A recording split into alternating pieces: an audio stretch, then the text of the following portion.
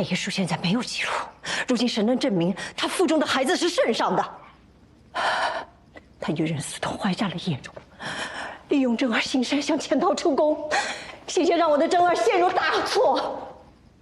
我是为了皇家的颜面，我是为了我的孩子，我才母亲，玉树也是为了他的孩子，他为了带孩子出宫，可以拼上性命，又因为你的那些话，为了孩子可以舍弃他的自由，他已经决定将自己的一生都困于宫中了。医正只要将胎儿的月份如实上报，就能证明这孩子是父皇的。可你，可我也是个母亲，是个母亲。既如此，真相查明，县主结案吧。此案该如何作结？谋害王才女，毒害皇嗣，为了隐瞒罪行，构陷我与太史丞私会。韦贤妃是想将这些全部认下，还是分一些给信王和静和？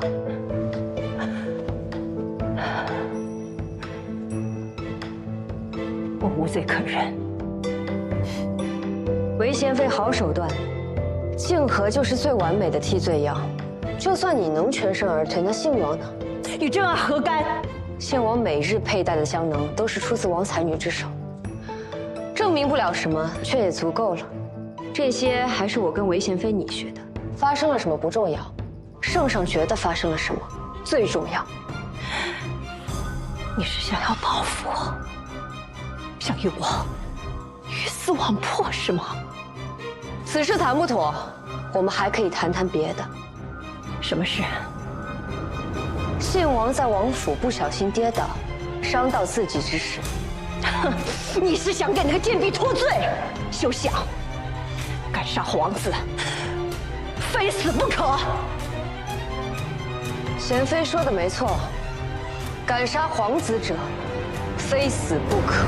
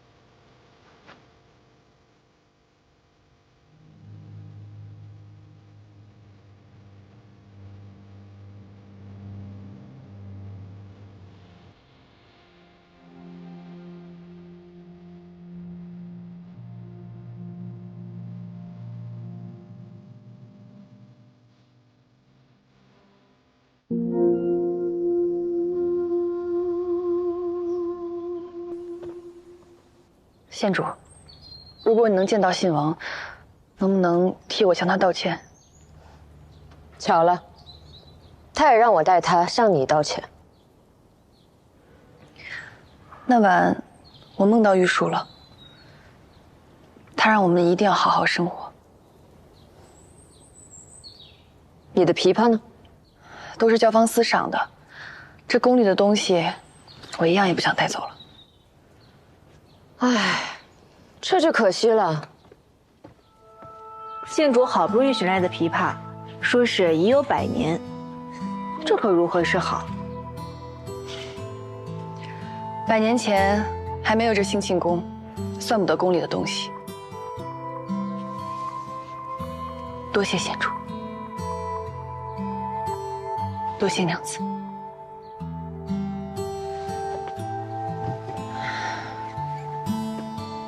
听他的话，好好生活。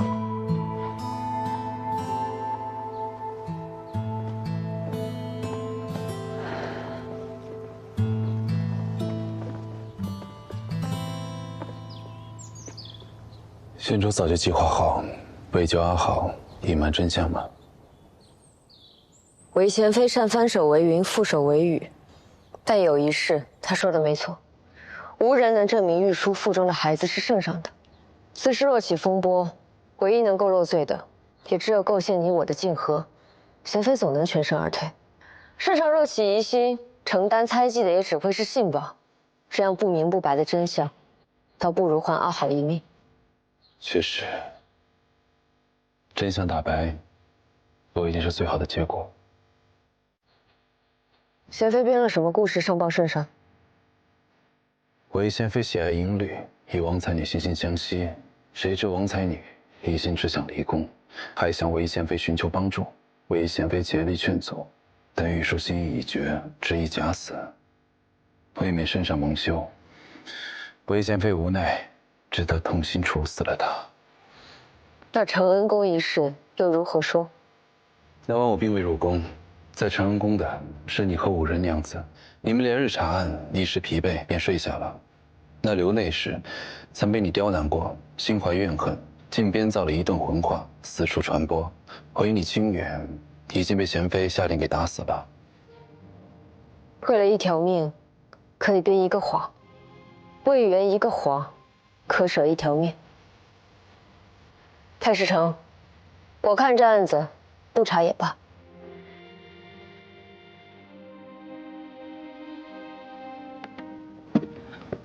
王爷，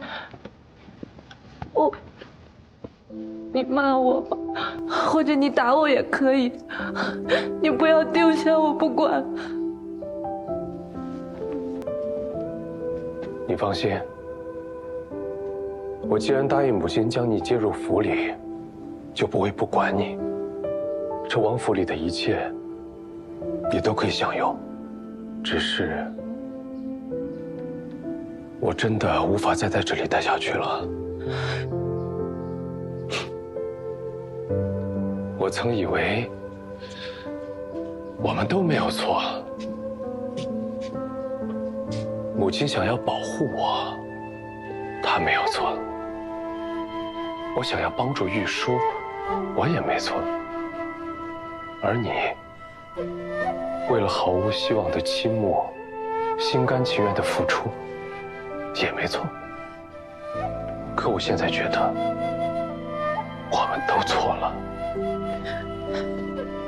王爷，我以为王爷什么都不知道，我以为王爷一直把我当做一个奴婢，一个事情应该做的本分。原来王爷什么都知道。景航，你的心意我明白，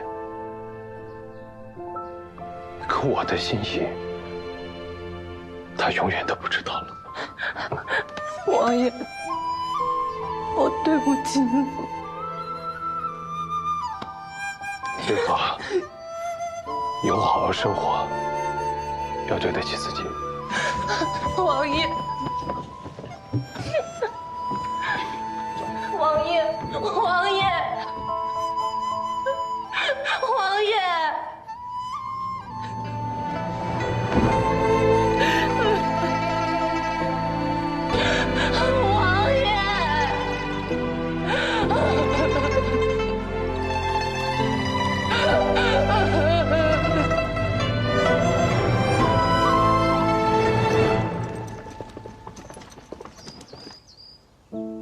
朕见你最近确实是见得少了些。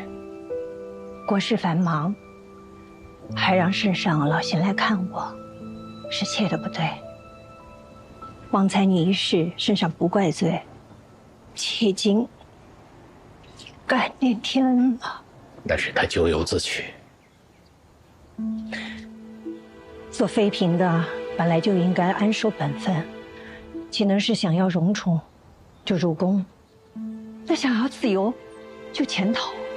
若他这番真的成功了，那就是立了最坏的榜样，整个后宫都会乌烟瘴气的。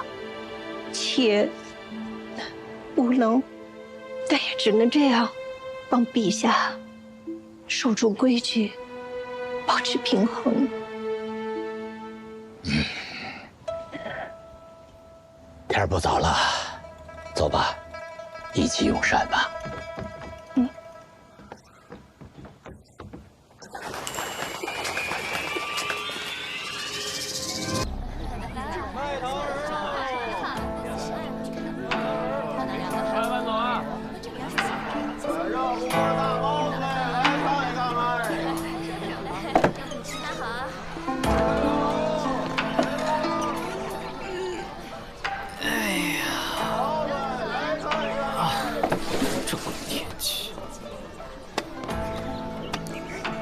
早上的丧这个脸，谁欠你钱了？每天晚睡早起，干不完的活比驴还累。累就抽一袋呗。不良嗜好。不良嗜好，架不住老娘乐意呀。到底怎么了？还不是因为这帮无聊的官差，揪着别人的小小嗜好不放。上街变个戏法，观众被吓晕，能怪我？搞得我现在在长安城也不能自由出入了。那就好好干活。干着呢，老板娘。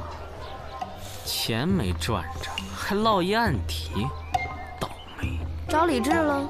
切，他铁面无私又小气，怎么可能保我？你帮了他那么多次，就这点事儿，他随便打个招呼就能消了。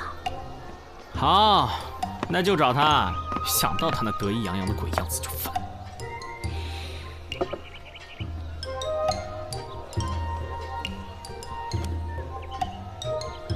吸烟有害健康。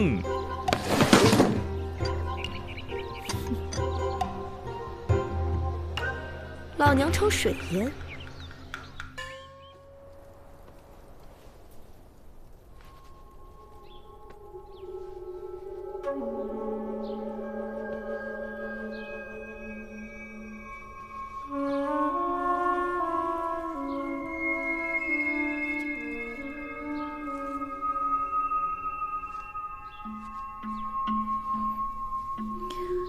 尸体冰冷，皮肤苍白，轻微水肿，肌肉收缩，尸斑浅淡，口鼻部熏样泡沫。没错，可以确认这个武士是溺死的。溺死？你看，尸体的手掌和脚部出现肿胀，但无擦伤，死前没有剧烈挣扎，有意思。能够确定他具体的死亡时间吗？根据尸斑判断，死亡时间应该是在午夜的子时到丑时。可是我从来没有看到过有人可以凭空溺死，这一点就很奇怪了。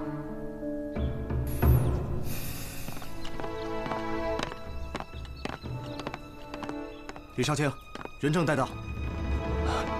小人周南见过李少卿。你是昨晚最后一个见到胡毅的？啊，回官人，是的。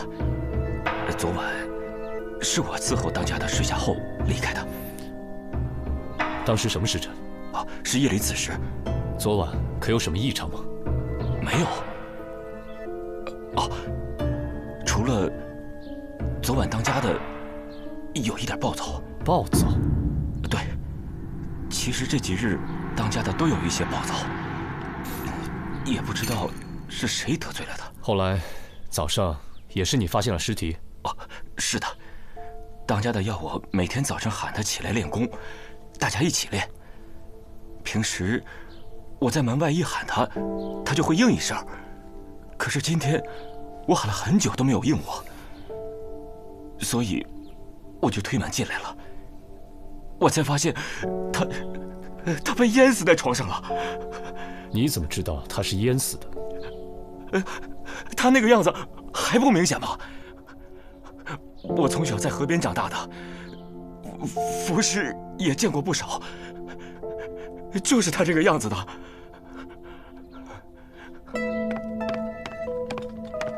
糟了，老大！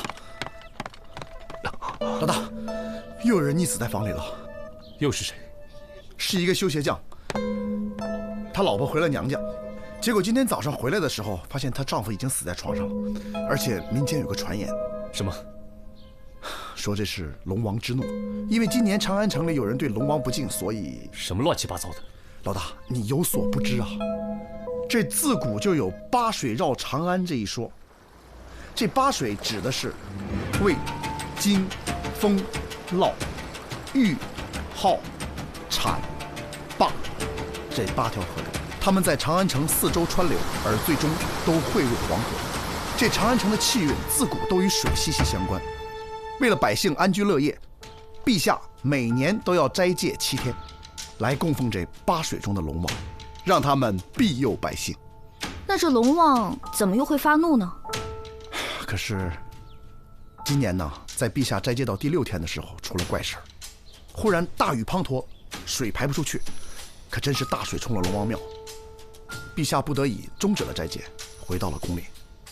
后来，民间就开始有传闻，说有2位龙王没有被供奉到，怕是要迁怒了百姓。三炮，怎么总是口无遮拦？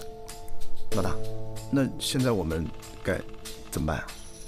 我和双叶在这里继续看看，有什么线索。你让萨摩和紫苏和你一起去协将将。是。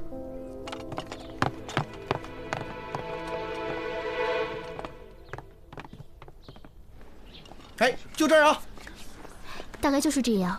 现在民间流言四起，棘手得很，咱们还是赶紧破案吧。我明白了，你是说这2起案件是同时发生的？很有可能啊，但是没有办法准确的预估他们的死亡时间，所以说不准。哎，我看这家的房子附近地势挺平坦的，不可能是引水进来把它淹死，再把水引走，没有水源聚集地啊。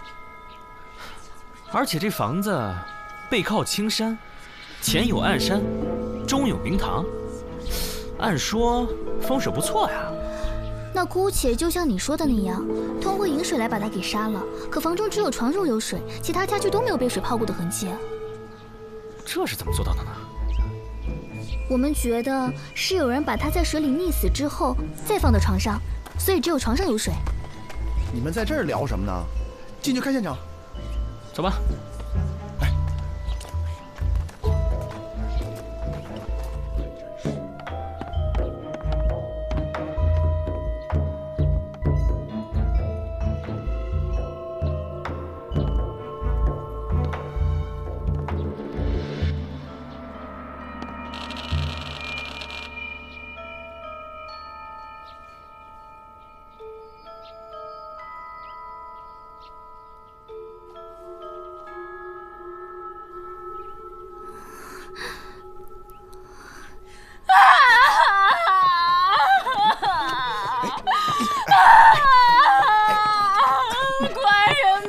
这是死者的娘子，快安慰一下，快！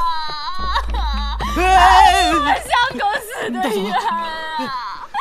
大嫂，有话好好说，怎么了？都是他得罪了龙王，才造此祸事啊！他怎么得罪龙王了？前些天他因为提了钱跟人起冲突，那小子凶险不给钱，我相公追到河边，没想到那小子为了赖账，竟然跳小河游走啊！我相公气不过，骂了几句龙王不长眼，没想到龙王就怒了，派了下笔那龙王淹死我相公！你太草率了！为妻这就供奉哪吒三太子，今天明天将为你报仇雪恨。那你有看清楚那个跳河的小子是谁吗？不清楚啊！听说他是武行的人。武行？会不会和那个胡毅有什么关系啊？就是胡毅的小跟班，我听人说过。胡毅。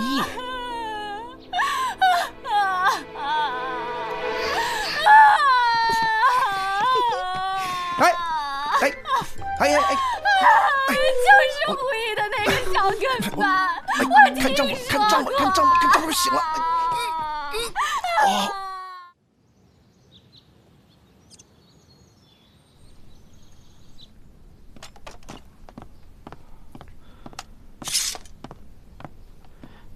哎，帮我个小忙呗。不用还价了。免费行了吧？说吧。我呢，之前在长安呢，有一点小小的错误。非法演出啊？哎，你说那官府非得抓着我不放，那么较真儿，搞得我都不能自由出入长安，所以案子破了，我帮你摆平。一言为定。嗯。那我们说说吧，你之前见过那个跟班吗？见过，他一直跟随胡毅学武，晚上就住在胡府。哦。那当天晚上他也住在胡府吗？对，是他伺候胡一睡下的。早上呢，胡一的尸体也是他发现的。要真是他，这一个晚上两边跑，也不嫌累吗？所以这个人呐，还得信命。命当如此，想逃你都逃不了啊！可我听说胡大当家之前请大师打过卦，还请了护身符随身带着，合着这都白请了。何止呀！你们知道胡毅为什么叫胡毅吗？为什么呀？他本身呢是个耍大刀的，因为他命里缺水，所以听了算命先生的，把名字改为毅，就成了胡毅了。哦，你们刚刚说的都是真的吗？当然是真的了。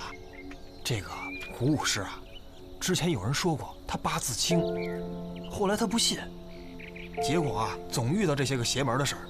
后来他找算命先生算，算命先生说他八字奇特，好像叫什么什么格来着，他命里缺什么，但是又怕什么，总之是跟水过不去，所以最后还是死于水中了，敌不过命啊。哎，练吧练吧练吧，走吧走吧。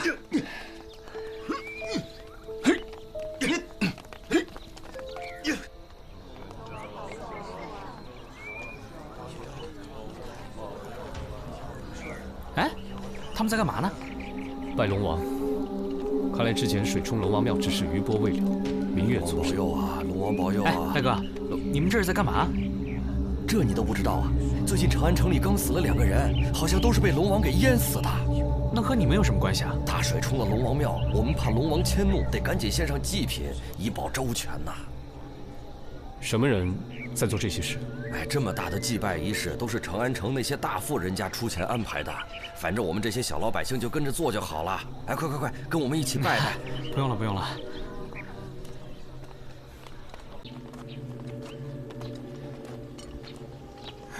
2位官人又来了。我们还想再了解一些情况。该说的都说了，都是命。你这个护身符挺特别嘛，上次来的时候好像没见你带过吧？这位官人记性真好，自从老田走了以后，为了抵御龙王之水，才特意佩戴的。龙王之水，这是在哪吒庙开过光的。龙王再来，自有3太子剥他的皮，抽他的龙筋。啊，2位官人，进来说话吧。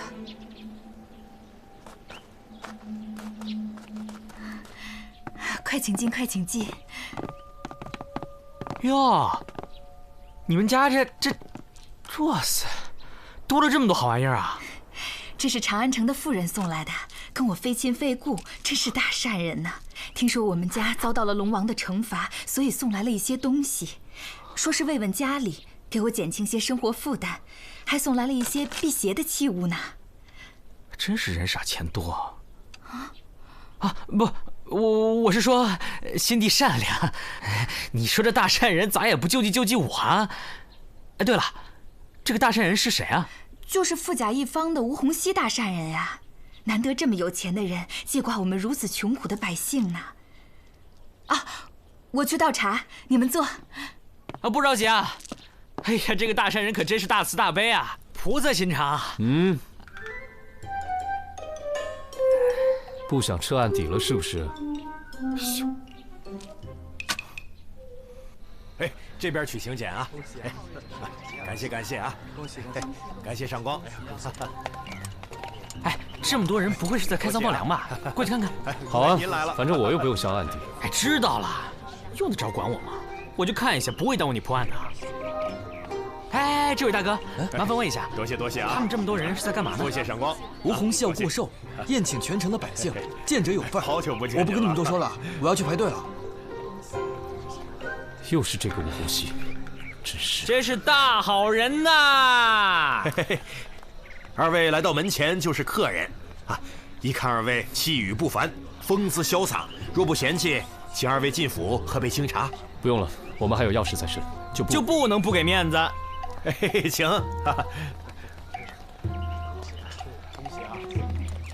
正所谓呢，山管人丁，水管财。吴洪熙是个生意人啊，所以你看，他庭院里4周都是水，且抱门而出。如今呢，这活水被阻拦了，变成了死水，所以说这财呢就出不去也进不来，只能困于这死水当中，财气尽断。你看池水都变黑了，想必呢是近日的传闻。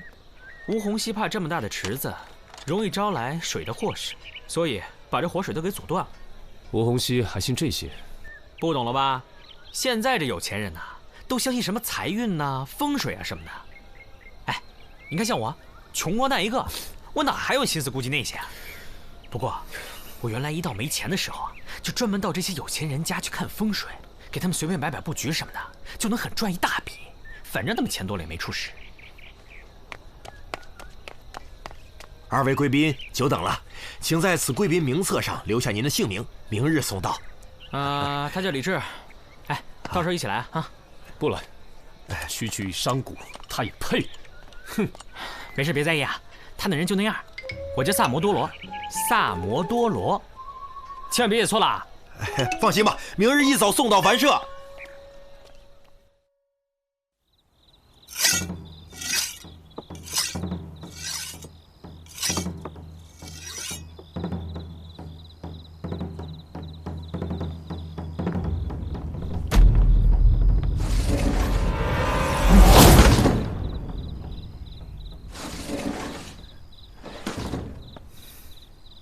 身手不错嘛。你能不能小心点？这要换个人，早就死了。萨摩出去了。我来找你。找我？找你有事。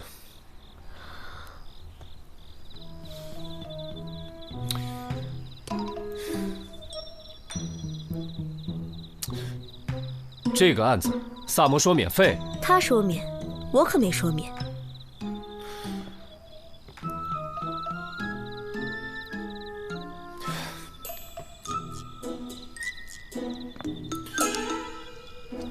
问吧。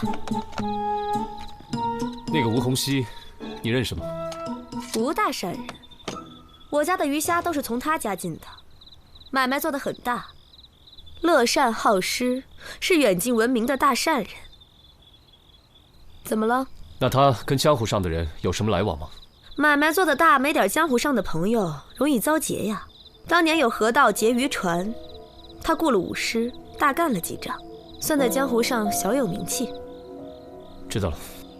等等，怎么了？萨摩的案底，放心吧，包我身上。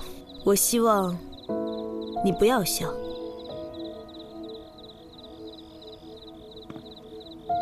为什么？他在这儿，我还能保他周全；可要是出了长安，我也救不了他。你也不希望他出什么事吧？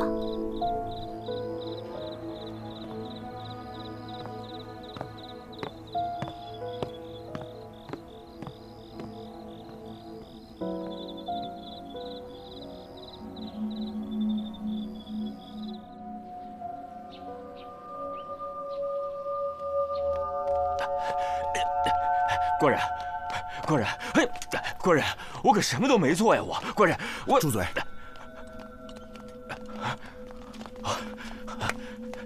小的见过官人。三胖，这怎么回事？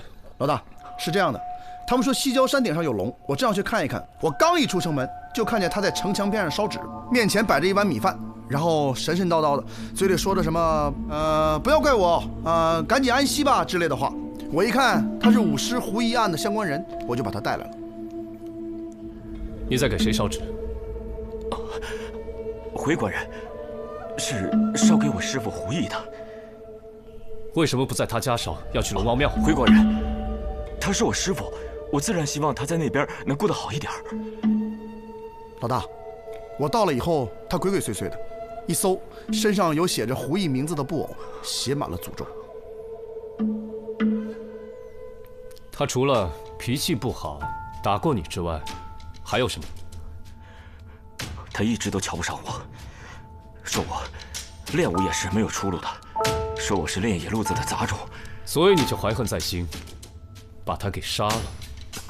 官人呐，我真的没有杀他，我只是因为之前和他有些不和，现在他走了，我害怕他回来找我，所以我才……那你认识小鞋匠田一秋吗？认识。他也死了，和胡毅的死法一模一样。据传，你和他也有结怨。没错，他弄坏了我的鞋，还要跟我收钱，我当然不干了。后来呢？后来我就再也没有去过他那儿了。错。后来你对他也有记恨，就把他也杀了。不是他官人的，我真的没有杀人呐。那你为什么心虚？我只是害怕他们死后都回来找我。你没做亏心事，为什么怕他们找你？带下去吧。官人，我是冤枉的，官人，我冤枉的，官人。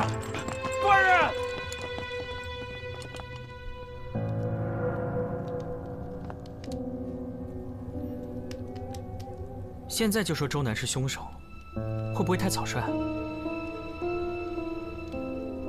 怎么了？胡毅跟田一秋都死在同一个晚上，而且死亡时间也相差无几。如果凶手真是周南的话，他怎么可能在同一时间，在2个相隔甚远的地方，杀死2个健壮的男子呢？如果有同伙的话，那也不难做到。所以就需要我们再详细的调查一下。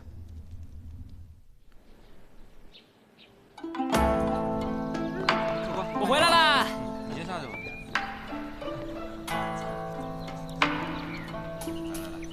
事儿办成了吗？哼，只要我把这个龙王杀人案破了，李治分分钟帮我摆平。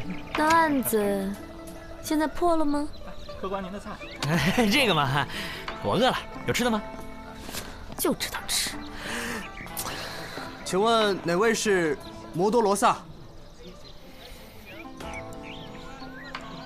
请问哪位是萨多罗？哪位是多罗罗？您的酒。萨摩多罗好吗？啊，不好意思啊，这请柬上写的确实是萨摩多罗。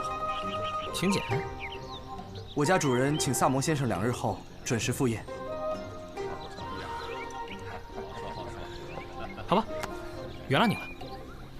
啊，不过你要记住我的名字，萨摩多罗。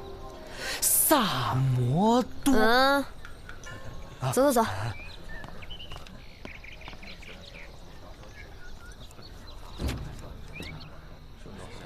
您收好。公子，里面请，请。里面请，请。当心脚下啊！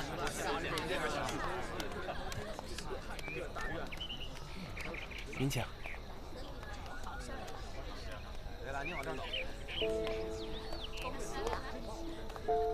哎，你们这儿的风水很特别啊！哦，主人请风水先生过来看过，说是财要旺就得这样摆，这样的话吴府的财运才会源源不断。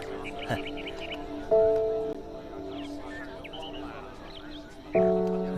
公子，啊，公子还是请随我到前厅吧。今天晚上主人可是准备了全鱼宴呢。怎么不是烧鸡呀？哎，有没有烤羊烤鸭？我昨天又去了一趟吴红熙的府上，你猜怎么着？撑着你了。只回答对了一半。案子能到这程度，没工夫听你在这瞎扯。哎，老大，查到了。查到什么了？这个周南啊，因为从小在水边生活，所以他水性极好。切，水性不好，敢跳到河里去游泳？你别打岔啊！而且有人看到啊，他总在河里游泳，几乎每天都不间断，冬天都敢往冰河里跳。接着说。他对这2个人如果积怨很深的话，他可以给这2个人下蒙汗药，然后把他们2个拖到水中溺死之后，再拖回床上。这会儿呢，药效也过去了，尸检也检不出什么。这样等到第2天早上，有人发现，这不就完了吗？这个胡毅的起居啊，每天是这个周南来照顾。这个田一秋呢，娘子又回了家，所以只剩他独身一人，所以杀他呢，也并非什么难事。怎么这种眼神看我？是不是觉得我很棒？走吧，陪我再去一趟胡府。我呢？你去找一趟双叶，帮我打听个事儿。什么事儿？你不是很棒吗？你猜啊。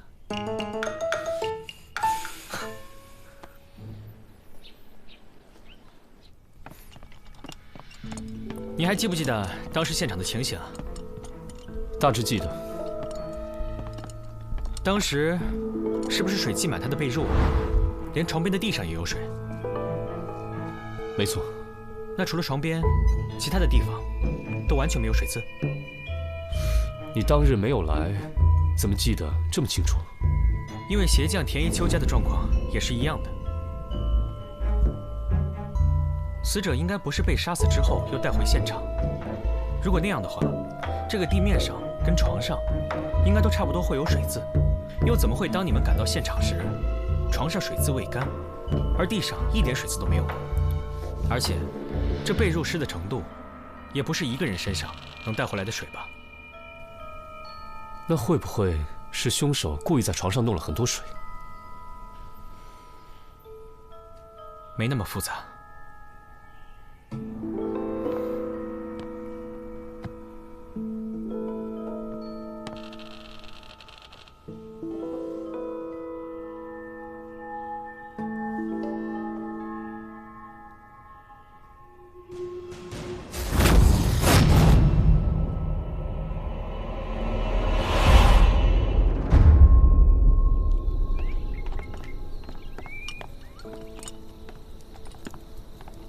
哎，怎么？刚进来时我没有注意，这里的风水也被人改变了。3句话不离风水，你是抽风了还是脑子进水啊？这些东西看似摆得不经意，实际上却悄悄地布了一个局。堪舆术语叫现空陀，天下最阴的阵法。亡灵在这个阵中无法超度，被困于庭中，永世不得超生。你是说，有人杀了人之后又来布了局？哎，打听一下，这些东西都是谁摆放的？哦，都是胡师傅生前的好友送的。还有那个姓吴的大善人送来一些东西，都是随意的堆放在这儿的。谢谢啊。哎，又是这个吴洪熙。看来这个吴大善人还真是有钱人呢。这个吴洪熙以前做的是土产生意，后来经高人指点，就改做水产生意。自此以后啊，那是做的风生水起，赚得盆满钵满，一时无两。这么说，这吴善人风水还挺好，还真是靠水发的财。哎，今晚还有寿宴呢，去不去？反正我又不用销暗地。问到了。你问到什么了？您这边请。双叶问你，你怎么知道的？猜的。你们说什么呢？哎，我要走了，我可不能让吴大善人久等。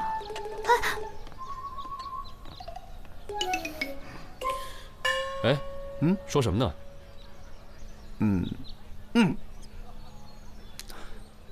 那，你猜呢？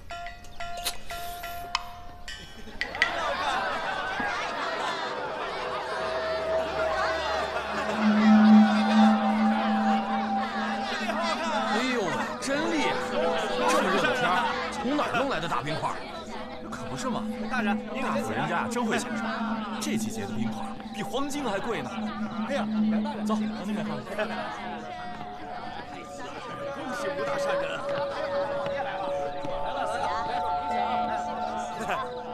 恭喜吴大善人！恭喜啊！恭喜恭喜！别赚钱。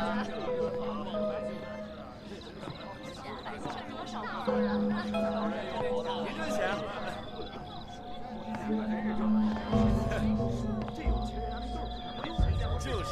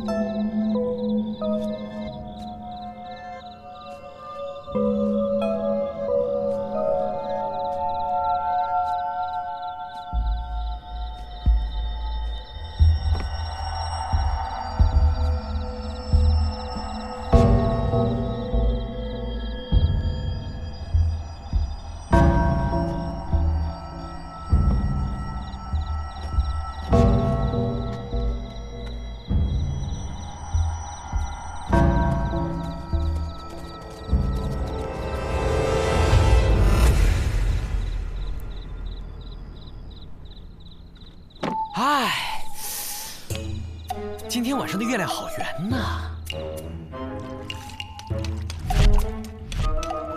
哎，我是客人，你们就这么对待客人啊？来人呐，救命啊！有僵尸啊！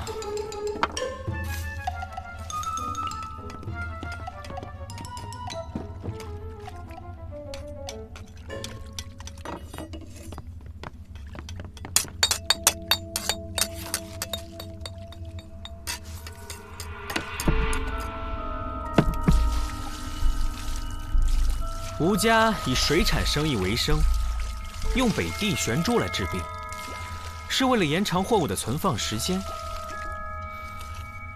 可那2个人又不是你们的货物喽。你在胡说些什么？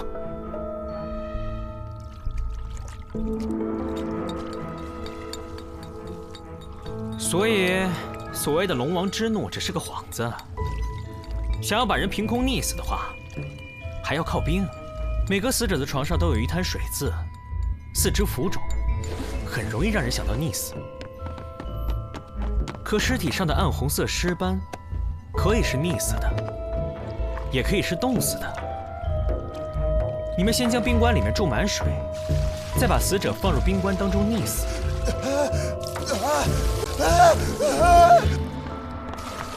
然后你们就离开了。冰化之后，自然床上只会留下一滩水渍，看上去就像是龙王的诅咒。起初我想不通，带着能把人装进去的大冰棺走来走去的话，不是很引人注目吗？可是如果是冰板就不同了，你们只需要把冰板带到死者的家中，然后在连接的地方倒上冰水，冰板很快就可以组装成一个大冰柜。再加上死者都是一个人在家中，很难有人发现你们的踪迹哦。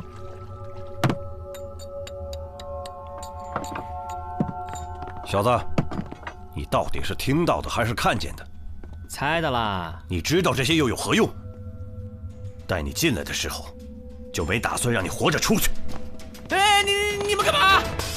想溺死我？我有3太子护身，淹不死的。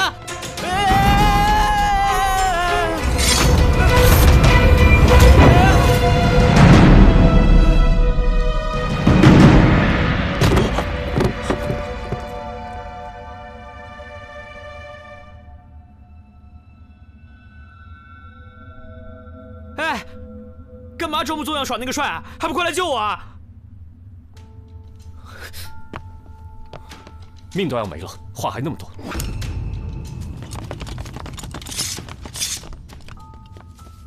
吴红熙呢？已经被我抓住了。他刚见我带人来，一脸惊慌，没逼问2句，立马就招了。带走。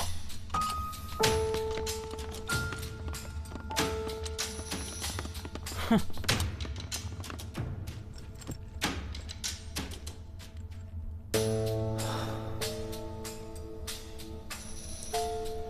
命中5行缺水，高人给我看过，帮我改名洪熙，意在天水。可是他说我命中有一个死劫，是难以躲过的，除非以特别的方法来换命。什么特别的方法？杨傀儡，他说让我找几个不同命格的人，以水溺死，再取其魂魄，经过修炼，借此道法，就能改变我的命格。所以，胡毅和田一秋，就是你挑选的人。对，他们2人命里是有水之人，之后再凑齐金、木、火、土4种，才能转我的命。如果案子没破的话，你还要再杀8个人。说的是啊。不对啊，胡毅，他不是命里缺水吗？你说什么？哦，哎，你不知道啊？他原名呢叫胡大刀，也是因为命里缺水才改名叫胡毅的。看来你请的大师手段不高明啊。来生还是请我吧，给你打8折。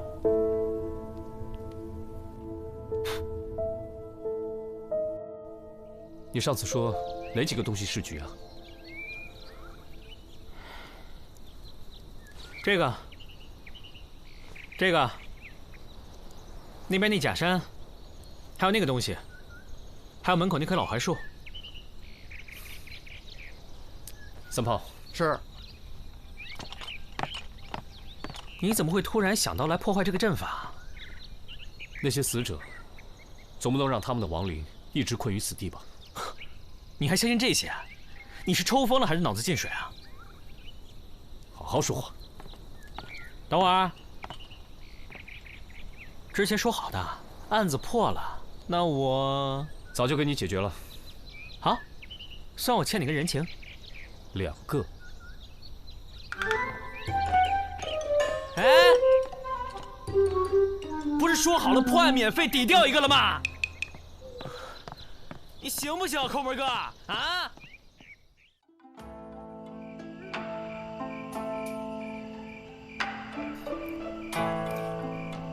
伙计，酒没了。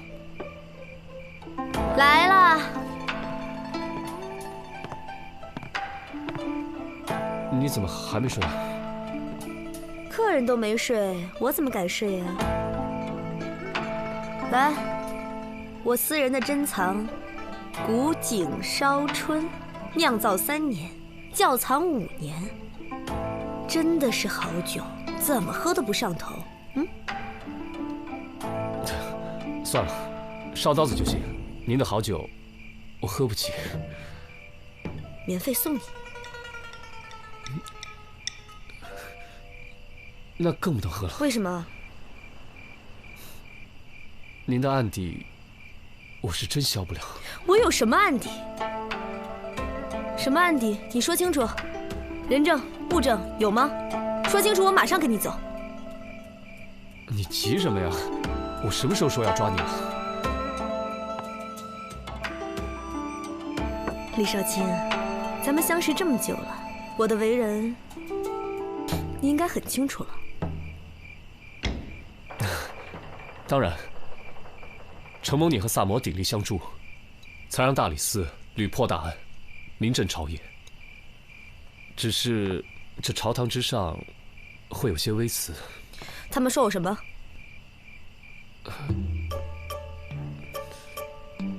他们说我们俩有什么？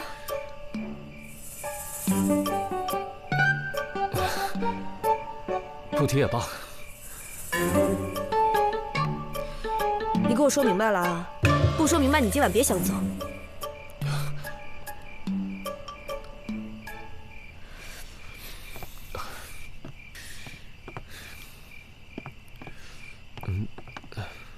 说咱俩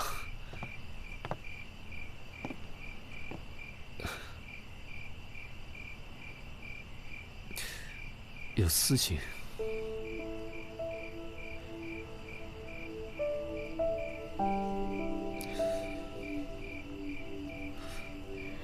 那咱俩有吗？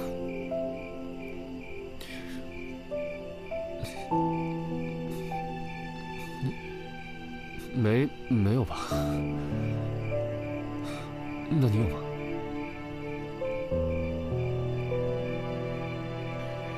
当然没有了，谁会喜欢你这么个木鱼脑袋呀？谁会喜欢你这种又抠又凶又狡猾的悍妇啊？怎么了？你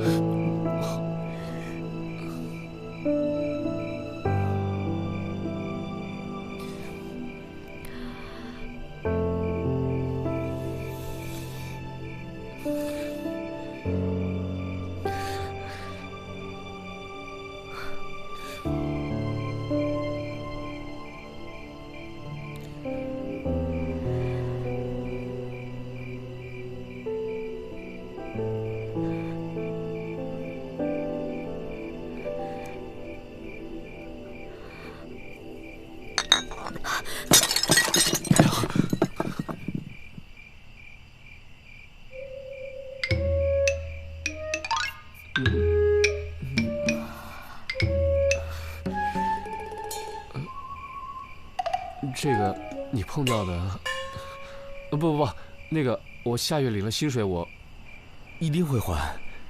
不是，有点晚了，今天我就先回去睡了，你也早点休息。